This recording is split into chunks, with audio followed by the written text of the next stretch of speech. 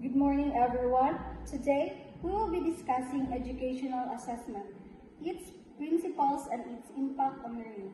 To begin, what do you think is the primary purpose of educational assessment? I believe the primary purpose is to measure students' learning and understanding. It helps educators track progress and make necessary instructional adjustments. That's true. But is it only about measurement? Could it be also about enhancing learning rather than just evaluating it?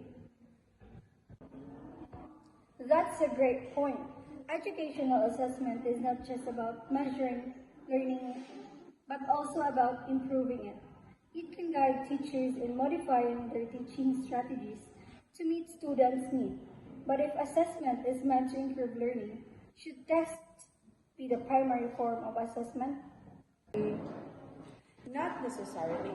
Tests are just one form of assessment. There are also formative and summative assessments, performance-based assessments, and alternative assessments that provide a more comprehensive view of student learning. Right. And among these types, formative assessment is particularly important because it happens during the learning process, allowing teachers to adjust their methods in real time. But how do we ensure that assessments are truly effective? Good question. Effective assessment should adhere to principles like reliability, validity, authenticity, objectivity, and practicality. For instance, how can we ensure that assessment is reliable? Reliability means consistency. If an assessment produces stable and consistent result over time, then it's reliable. But does reliability guarantee a good assessment?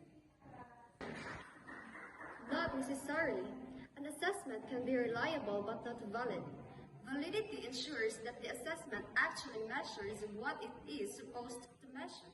For example, if a math test includes irrelevant history questions, it wouldn't be valid.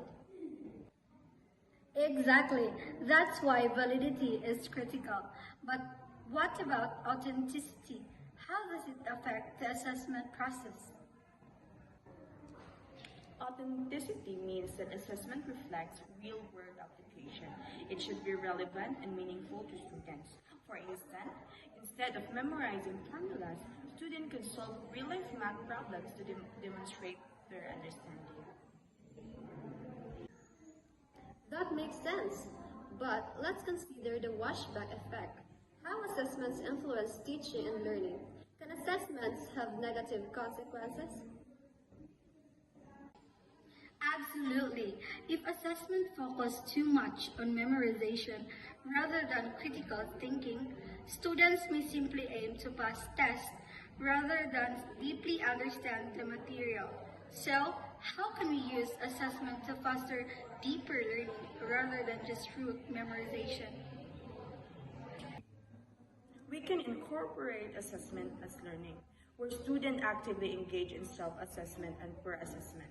This way, they reflect on their progress and develop metacognitive skills. But what challenges might arise with self-assessment?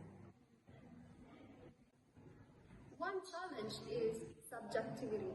Some students might overestimate or underestimate their abilities. Teachers need to provide clear criteria and training to help students assess themselves accurately. Great point. Lastly, let's talk about summative assessment.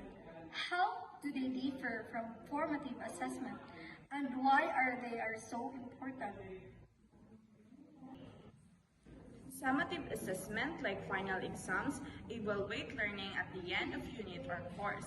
They provide a snapshot of achievements which can be useful for reporting, grades, and making educational decisions. However, should they be the primary basis for students' evaluation?